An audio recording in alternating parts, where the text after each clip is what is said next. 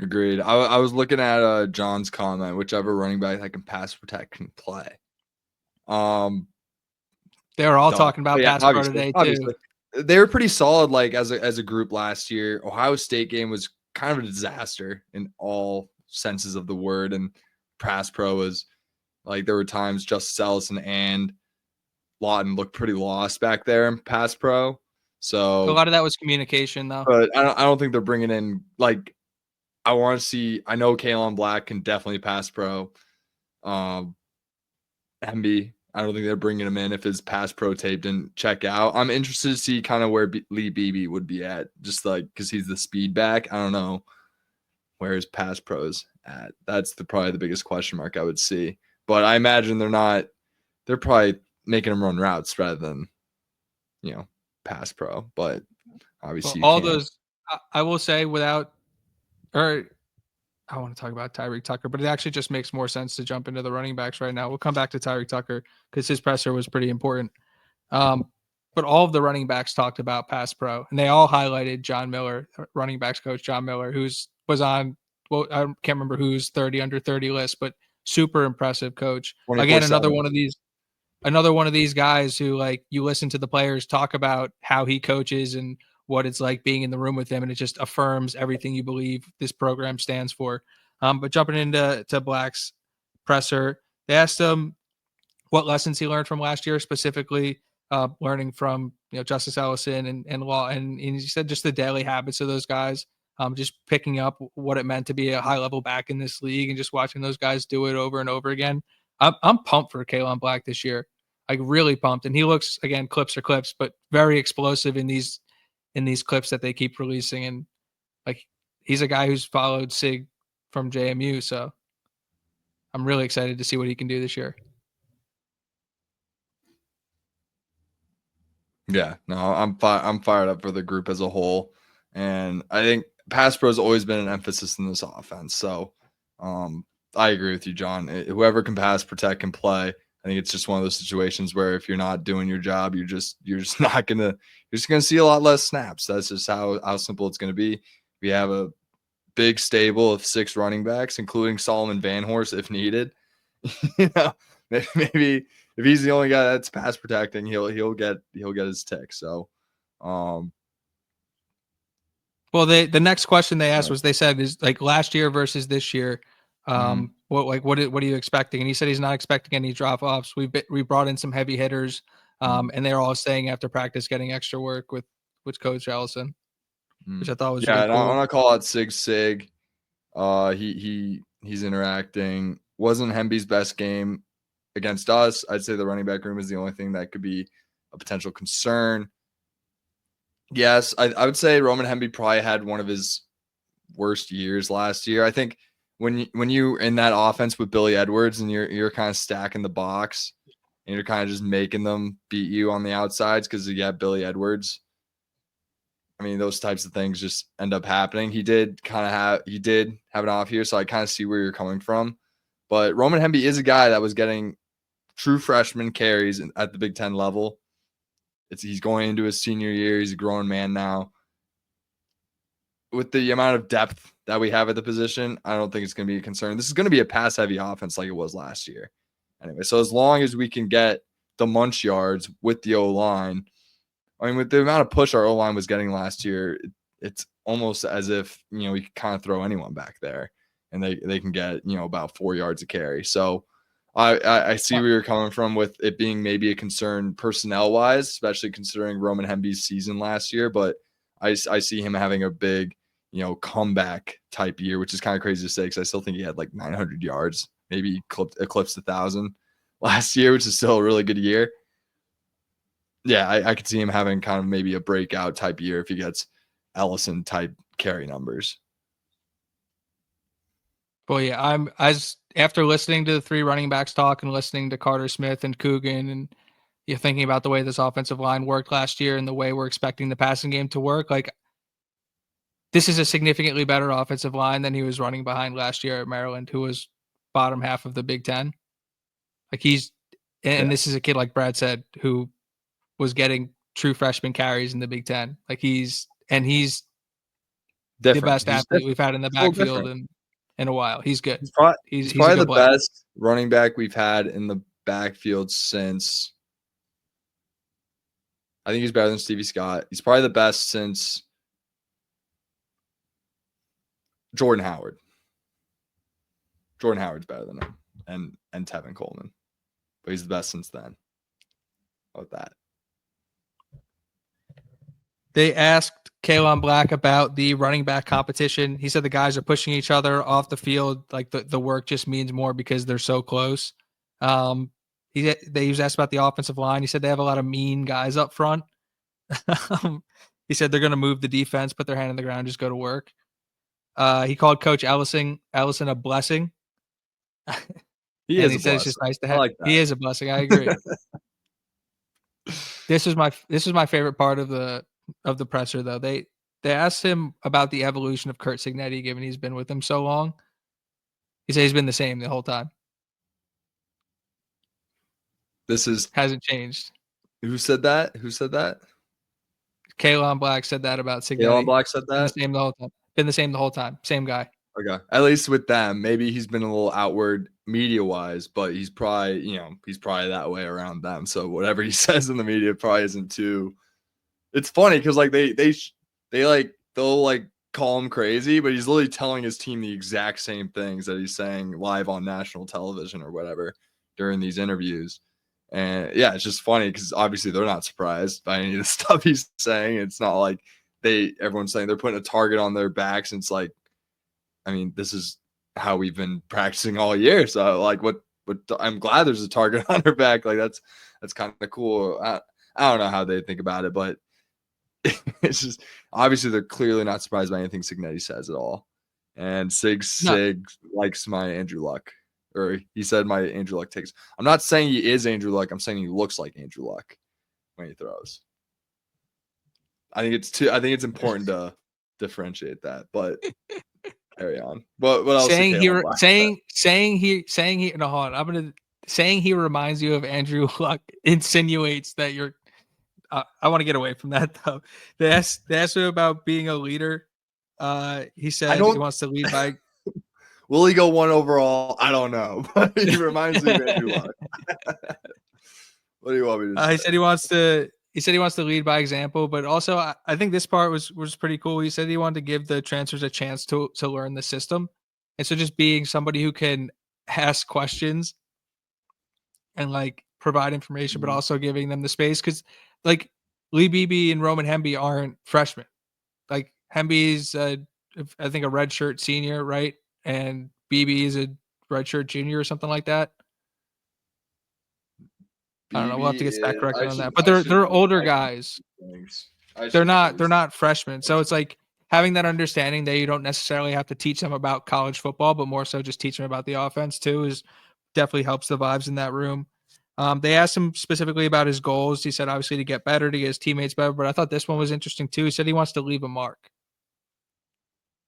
Does that mean like on the other opponent's face mask or like on the program? Like in history. On the program. Okay. And we'll get back to Tyreek Tucker's presser in a second, but he was saying a lot of the same things too. It was like really cool listening to him speak. But on the new guys coming in, he said that they bring in a lot of grit, determination, they're strong, like physically. And they asked him about Kobe Martin, said he's been taking steps in the right direction. He's been getting extra work after practice with the guys as well. I'm chatting to Sig right now. Can you say that again? No, I'm saying he likes what the new guys are bringing to the table in terms of like grit and determination. He said Kobe Martin looks good. Love that. Love that. Year two, he's picking it up. You know, he's picking it up. Kobe Martin, Lee Beebe, another Cignetti guy. You know, building block, a guy we want to see succeed. It matters. Actually, well, I guess they're all Cignetti guys now, technically. I mean, he's slotted. I mean, Kobe Martin's slotted to be the starter next year, just based. I guess if Lee Beebe's a junior, he'd be the starter. But speaking of Lee Beebe, oh yeah, they asked him why IU. He said the people, the atmosphere. Coach Miller specifically. He began his career as a wide receiver, moved to running back. He was a walk-on. So they asked him what like were the coaching points that like both Indiana thought he should improve on and himself. And he said both sides said that he needed to improve on his blocking. And then he said not that he thought he was a bad blocker, but he definitely needed to improve on it. So again, John bringing up the blocking, like it's on. That's all these guys are thinking of is pass pro. So it feels like there's like full alignment between from the players to the coaches to the fan base. Like everybody wants pass pro. So I love that. They Wait, asked so him is about his John in portal. the chat John Miller? It could be John Miller in the chat. It could be John because he's just straight up I don't said, think so. if not, well, he's like, if not in pass pro, they're not playing. That's exactly what John Miller would say. That is true. That is, you know what? That is But true. I don't think it is because I remember you, John, from the previous episodes. It can't be you. I don't think John Miller was around watching in the 60s or 70s. If you remember Lee Beebe Jr.'s portal process, it was a little awkward. He committed, then there was rumors he was decommitting something with his agent. He recommitted again. So they asked him actually a couple times, trying to pry out kind of what happened. So like, what was your portal process like? And he was like, yeah, it was really cool. Like I got a lot of exposure I didn't get in high school. That was it. It's kind of all fun he for said. these guys. They get their kind of time in the sun for a little bit, and they get their moment to kind of field all these different offers, which they probably. It is the beauty of the transfer portal. Like it is a pro student athlete rule, a lot like the NIL, and it gives these kids a lot of opportunities that they wouldn't have gotten before. And he's going to have a lot more exposure in the Big Ten, potentially playing. He's lined to be the starting running back at Indiana next year, a team that's been to the playoff last year. Like that's never been something that he was. Basically, everyone told him he couldn't do that 3 years ago, and now he has that opportunity, and that's just one of the beautiful things. Like a kid, like a local point guard from LA who was forced to go to Albuquerque, New Mexico, going back home to UCLA. It's just a beautiful thing, and it's nothing to hate on. I made that illusion. I don't think that I know you. This is your second time mentioned in 2 weeks. I don't think your audience lies here though, Brad. I Like, know. the audience, they are funny. going to want to know what Lee Beebe thinks about adjusting to the Big Ten. And he said he wanted to. Well, he said initially his thought was improve his game speed, but he says he's been adjusting well to it. They also said they asked him what were his impressions about the Indiana program, and he said that the coaches just want you to get better. They'll do whatever it takes to make you better. And again, like he's not the only guy who's echoed that. Like everybody in the building, from a coaching perspective, wants what's best for their student athletes. If you're in the room, you're in the room for a reason, and when you're there, we're going to work, and we're all going to work to make everybody better. So it's like for if you're whether you've been there for 5 years, whether you showed up yesterday out of the transfer portal, like if you're in the room, you're in the room, and you're in the family. So it's really cool to hear like this consistent theme keep popping up with these guys. 100%. They asked him about his journey. He said it was fun. It's been an amazing process, and it's proof of his hard work and dedication. And he said it's proof that he can do it. Hearing somebody speak that confidently, using like blanket statements like that, like I can do it, like seems silly, but just like belief is everything, and that's the first thing. And if you don't have personal belief, you can't. It's the first. It's not happening. So it's anything. Who's going to believe in you if you don't believe in yourself? It's just life 101, really. It's a goomism, really. Is like the goom rules of life. Gotta believe rules of life. Yeah. They asked him about Coach Lee quick note on Lee Beebe has played Power 5 opponent before last year, played at Arkansas, 12 carries, 43 yards, 4 catches, 49 yards. So get the boy in space. He knows what to do with it.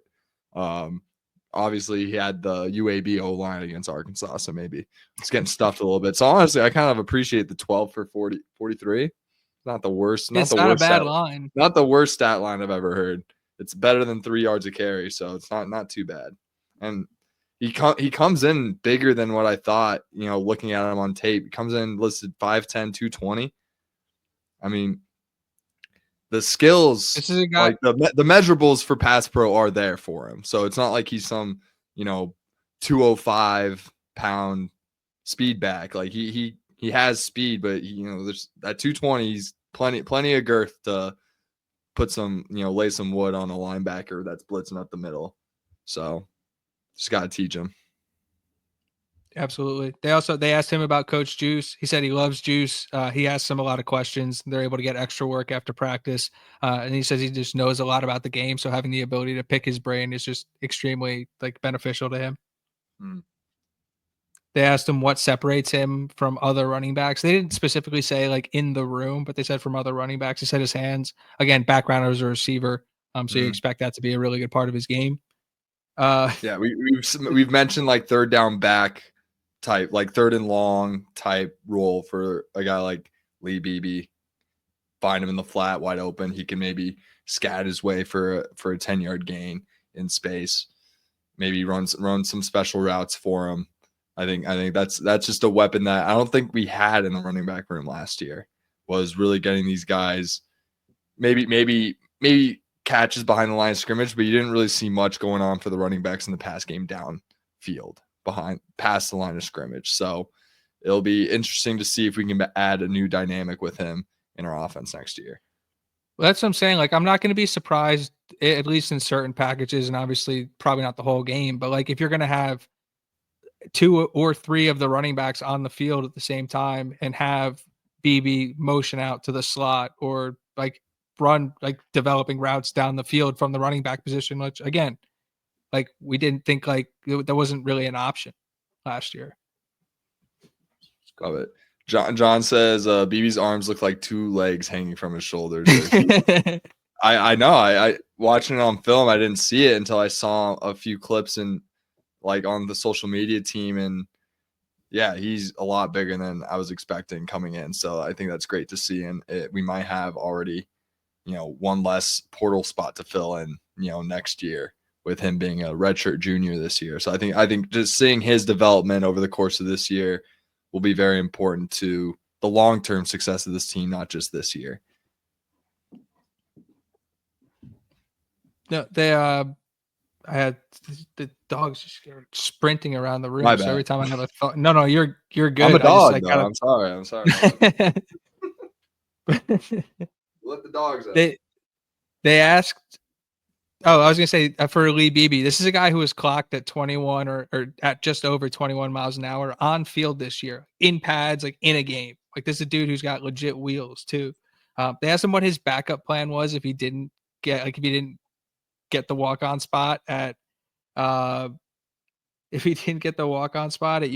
and he said he didn't have one. No, I won't. Sig. I'm not that ridiculous. Come on. But no backup plan for Lee Beebe Jr. He was just either walking on at UAB or that was it. There was no other plan. God, I'm trying to think of some other like 6'5" stallions so I can get Sig off my back about the Andrew Luck, which I'm gonna stand by, but I'm just You're this too the throwing caught up motion in. for me. We're talking about Lee Beebe. Can you okay? Focus Lee on Beebe. All right. All right. I might deserve this, this banter, honestly. So let's continue with No, Lee I think Beebe, you do. who has the strength of Arnold Schwarzenegger, by the way. I might add. It's the strongest guy in the world, actually. Yeah, he's if there's any guy that can pass pro, it's him. I mean, I've seen him bench 500 pounds myself. Seen it. Then on Kaelon Black, he praised his leadership. Yeah, about Cam. I mean, he's the guy. It seems like he's the vocal, like in spring at least, he's the one getting them jacked up before practice, which I believe was already his role on last year's team in a good sense. Like I think he was a big vocal leader, being one of those 13 JMU guys that came in to kind of set the tone, and he's just continuing, stepping up, knowing that he has to continue being a vocal leader, being one of the few, making sure he's leaving his mark. And I think that's kind of where he wants to leave his mark, is in that sense, more so than any sort of, obviously he wants tutties and production on the field. But from what I understand about Kaelon Black and from what Sig said about him, how Kaelon Black sounds in press conferences, like that's the type of stuff that he cares about very deeply. And yeah, I'm glad he's stepping up, and guys respect it and they're soaking it in, and hopefully they can just follow suit, like we said before, like continue these things forward like Clemson did when they built their whole thing up. Yeah, and I actually am a little upset that I forgot to mention Kaelon firing up the boys at the beginning of practice, but that was awesome. And Mhm. because you think of like the size, he's like what 5'8", 5'9", like he's built solidly and like looks great for the running back position. But you think about like the monsters they have on the offensive line and some of the bigger guys in that team, and it's Kaelon Black barking at those dudes, getting them where they need to be. So Mhm. it's really cool. It's like he's like, and they respect it too. It's not like he's like it's all earned, and so it's Mhm. really important to have guys like that on your football team. And then to finish up the running back room, Roman Hemby met with the press. We'll get to his final quote, but he talked about IU's offense versus Maryland's offense. He actually said the systems were pretty similar. Um, he said but this was awesome. He said that the biggest difference was that the guys are gritty and guys do things the right way.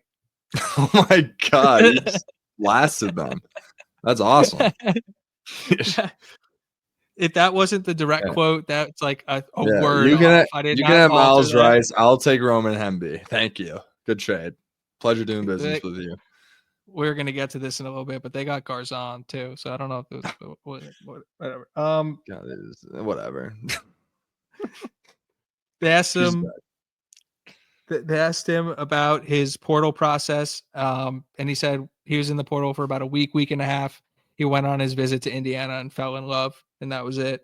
And I thought when he said, I was like, God, just like me. Like I went on my visit, and that was it. It's game over. I yeah, was going to Indiana, so yeah. That's how I went too. And I'm from California. I was like, man, this place is awesome. It's like spring. It was like 60 degrees out. It was perfect. Exactly how you'd picture Bloomington on like a perfect spring day was what it was. I think it was even a little overcast, and I still liked it. I went for a football game, and I at 11:45 or whatever the kick time was, I start walking towards the stadium, and everybody's going the other way. It's like, where's everybody going? Back to sleep. We've come a long way, fellas. Come a long We've way. come a long way. Um, I'm no innocent myself. I've snuck early to the bars as well. As much as I love ball, those Richard Lego teams were really tough to watch. I'm not gonna lie.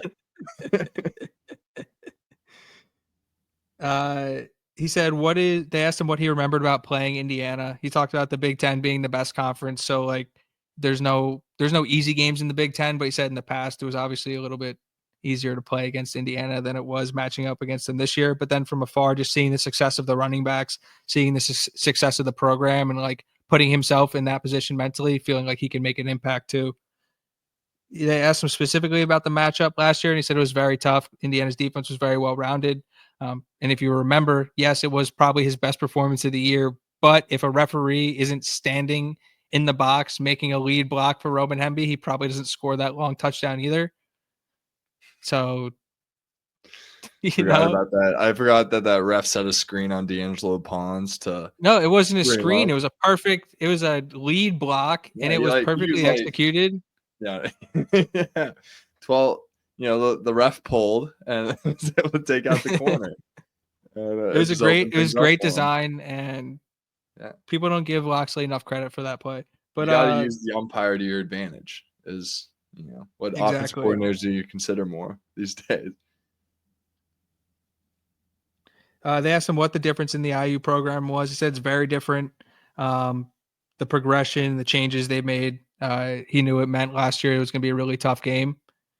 And then he said specifically on the atmosphere, he said what stuck out to him was he said nobody left and it was raining. He's like, it was cold. It was a miserable day and the fans were there the entire time. Sick. Love He said, that. I mean, it's just the culture. I mean, I remember when we were on the podcast last year trying to beg kids to go to the game because we knew we had a little bit of a Bloomington listening. And I remember we were just pleading at these kids to start going, especially after watching the Western Illinois game. It's just like, I mean, this team's we had a feeling that this team was just on the verge of something really special. And they proved us right. And now it's just expected at this point, which is really good to see going into year 2, where maybe if we go 8-4, 7-5, that's not maybe the case, but we have that now, and that's only going to be used to our advantage in the long term, as we have, we'll go over the schedule later, but we have a big home game early in the year that will probably set the tone for the whole year. And we'll go over that later. Yeah, but I mean, to talk about the attendance, like after the FIU game, I wrote an article, Indiana football has arrived and soon the fans will too. That's on Key Sports Network. And it literally just talked about like, yeah, just keep showing that week after week and just eventually, like, it's not going to take very long, but people are going to start noticing. And it was what, week 4, week 5 was when it really kind of picked up and they sold out everything from there. They asked him about his adjustment to Indiana. Oh, sorry. Actually, first they asked him, or he said, oh, sorry. They asked him what he brings as a receiver. And he said all the guys in the room, in that running back room, are well-rounded. They can all go out and catch the ball. But I think if you're going to differentiate the difference between Hemby as a receiver versus like a guy like Beebe who walked on as a receiver, I'd be interested to see what their route trees look like.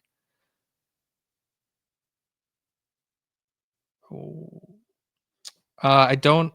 Looking at Sig's question in the chat, what percentage of the stands will be filled the first 3 games? First 3 games. It's hard for me to imagine it's going to be sold out. Not going to. I think we're going to sell out the Illinois game, Big Ten opener. First 3 games. Well, it's actually, you know what? Hold on, Brad. Hold that thought. Should I set a goal or what I think's going to happen? I want you to sit on the question, and we'll get to it when we talk about the schedule. So I want to get through these pressers. All right, we'll save your question, Sig. Well, I'm gonna stew on it a little bit. They asked Hemby about his adjustment to Indiana. He said both programs are good, but Indiana's culture is what sets it apart. Again, he also said he's been playing football since 4 years old. So it's what he does. And then this was the most, for me, this was the biggest takeaway. And the reason why, again, like I said, the EJ quote, why I tweeted Roman Hemby's presser out today too. He said, you know what a program stands for when you have to face them. They went on to say like their morals, their standards, their close-knit brotherhood, the way the coaches believe in their players. He said he could feel that from the outside. And then just being a part of that and just reaffirming everything he felt from the outside is just like, I mean, how do you, like, again, like chills for the EJ quote, chills for this quote. Like, how do you just not get excited when these are the things being said about your football team?